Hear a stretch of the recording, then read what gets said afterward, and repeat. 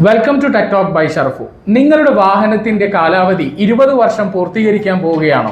എങ്കിൽ നിങ്ങൾ രജിസ്ട്രേഷൻ പുതുക്കുന്നതിന് മുൻപ് ഈ വീഡിയോ നിർബന്ധമായും കണ്ടിരിക്കണം. 2025 ഓഗസ്റ്റ് 20 മുതൽ കേന്ദ്ര സർക്കാർ ഇറക്കിയിട്ടുള്ള പുതിയ ഒരു വിജ്ഞാപന പ്രകാരം ഇനി മുതൽ നിങ്ങളുടെ വാഹനത്തിന്റെ രജിസ്ട്രേഷൻ പുതുക്കുമ്പോൾ ഈ പുതിയ ഫീസ് നിങ്ങൾ നിർബന്ധമായും അടക്കേണ്ടി വരും.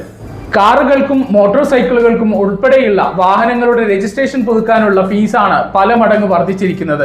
ഉദാഹരണത്തിന് ഒരു കാറിന്റെ പുതുക്കുന്നതിനുള്ള ഫീസ് 900 രൂപയിൽ നിന്ന് 10,000 രൂപയായും ബൈക്കിന്റെ ഫീസ് 600 രൂപയിൽ നിന്ന് 2,000 രൂപയായും വർദ്ധിപ്പിച്ചിട്ടുണ്ട്. ഇനി വാഹന ഉടമകളുടെ പോക്കറ്റ് കാലിയാക്കുന്ന പുതിയ ഫീസ് നിരക്കുകൾ എങ്ങനെയാണെന്ന് നോക്കാം.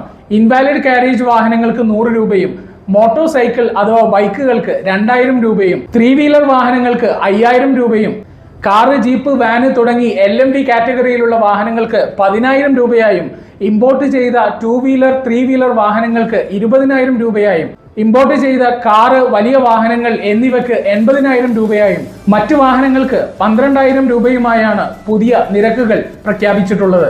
ഇനി രജിസ്ട്രേഷൻ പുതുക്കുമ്പോൾ fitness test, road tax, insurance, pollution permit എന്നിവയെല്ലാം തുടർന്നും നിർബന്ധമാണ്.